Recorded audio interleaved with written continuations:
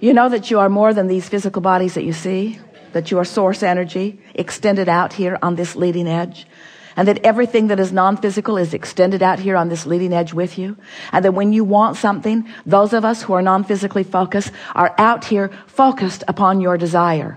And do you know that you could not ever feel a negative emotion if it weren't for two facts? We're focused on what you want and you're not. If you would take either of those facts out of the equation, you would never feel negative emotion. If we were not focused upon what you want, if we were not focused from the framework of who you are, then in your not being focused there, you would not feel any negative emotion because there would be no contradictory energy. So, two things. We're focused upon who you really are, all that you've evolved to, and what you want, and you're not. So, we just have to give it to you very clearly here. We have to give it to you like it is. We're not going to change. We're not going to stop focusing upon what you want. So if you want to feel good, we're not going to lower our vibrational expectation to your doubt. It'd make you feel better if we would, but we won't. Because we can't. Because we're standing in the vibrational frequency of all that you've evolved to. And when you expand, we're there. So you really have no choice. That's weird, isn't it? You create your own reality, but you have no choice.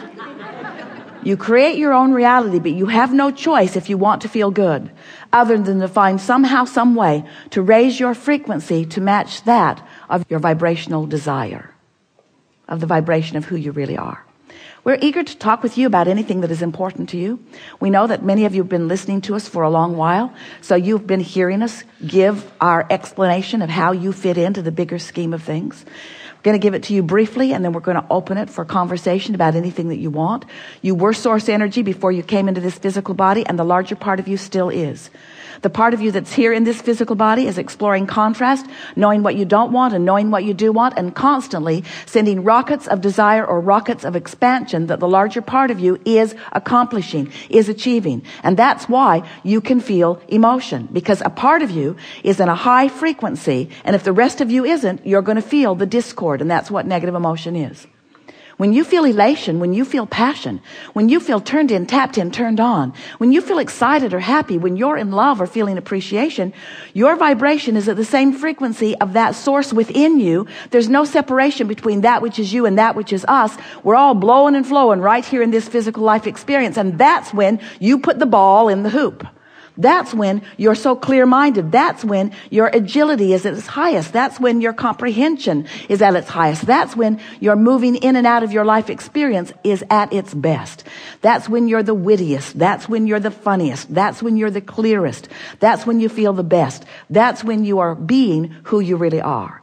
When you feel negative emotion, no big deal, but all it means is temporarily you're focused probably on some fact, some reality that doesn't measure up to what you want. But isn't it always going to be that way to some extent?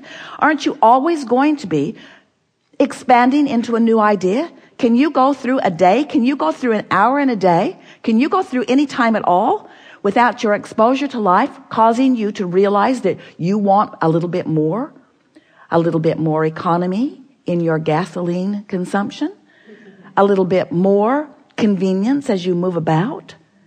Esther would like a mirror in her room that she can see in.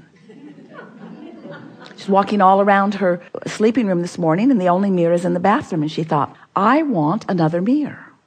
It probably won't be there today because she doesn't believe that it will be there today. She does not yet believe that she has the power to manifest instantaneously. She's still allowing the fairies of the universe to orchestrate. She still accepts that there is a buffer of time between her acknowledging of a desire and her bringing herself into vibrational alignment of it. So if Esther beats the drum of the inconvenience of this hotel,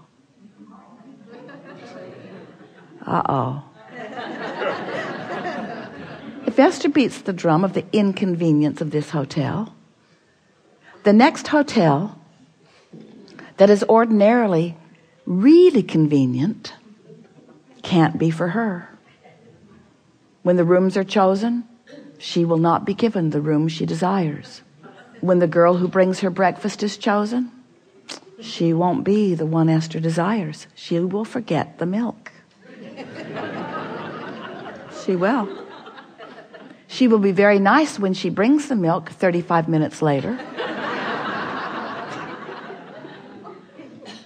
In other words, when you face reality and you practice the thought of that reality. So what happens when something comes to you that isn't the way you want it to be?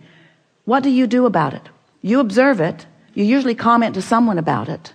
But where do you leave it? That's the question that we are really putting to the floor today. Where do you leave it? Where do you leave it when something unwanted happens to you? Where do you leave it? Do you observe it? Take the hit of it? Offer your complaint and then leave it right there? Leave it right there in that practiced place? Because if that's where you leave it, then it has to show itself to you every chance it gets. Law of attraction will make sure there are plenty of chances. That's just the way your vibrational patterning is, you see. So when we say, as Seth said first, you create your own reality, what we are saying is you offer a vibration that you have practiced. Sometimes you think, well, this is just the way it is. And we say, but it isn't the way it has to be. It's the way it is because it's the way it's been. And because it's the way it's been, it's the way you've been thinking about it. And because it's the way it's been and it's the way you've been thinking about it, it's the way it is. And it's probably the way it's going to continue to be because that's the vibrational patterning you've got going on. But it does not have to be that way. Not one thing in this world has to remain as it is. Your Congress does not have to remain in quagmire. But where was your last thought on that subject? Where was your last thought on that? Where was the last thing that you thought about that? Where did you leave it? And you might say, well, I feel powerless about doing anything about that. But Esther certainly she cannot say that she feels powerless about her glass of milk. Certainly she cannot feel powerless about something like that. And neither can you. And she cannot feel powerless about her Congress either. She has the ability to think different thoughts than she has been thinking. And so do you. So do you face reality or do you create reality? Do you observe what's happening to you or are you creating what's happening to you? So what we're really talking about is getting out ahead of it vibrationally. Because what's manifesting is old news in terms of vibration. And vibration is where it is all at, you see. So if you get out ahead vibrationally, if you begin thinking about what's coming, if you begin thinking about how you want to feel, if you begin thinking about emotion rather than the fact, if you begin caring about how you feel, if you begin choosing your thoughts based upon how they feel, which means how they resonate with the higher perspective that you hold. You see, as you weigh the pros and the cons, as you know what you don't want and therefore know what you do want, the larger part of you gives undivided attention to what you do want. And that vortex, that vibrational reality begins moving in precision with your statement of desire. Now we acknowledge that it may take you a little while to get up to speed with that because it's not your pattern. Your pattern is something different. But once you've launched it and once your inner being or the source within you has become the vibrational equivalent of it, which is immediately, then you now have emotion that will let you know in every moment where you stand in your grid, where your grid is vibrationally in relationship to what you want. Do you understand that? Let's talk about anything that is important to you. Nothing is off limits. You are ready for us. So much to talk about. This is going to be a magnificent day. Relax. We want you to relax and be easy and trust that no matter what you've come to talk about will be addressed fully. It's our promise to you. We can feel everything that you want. We know everything that is important to you. Everything that you want to talk about, we will discuss fully.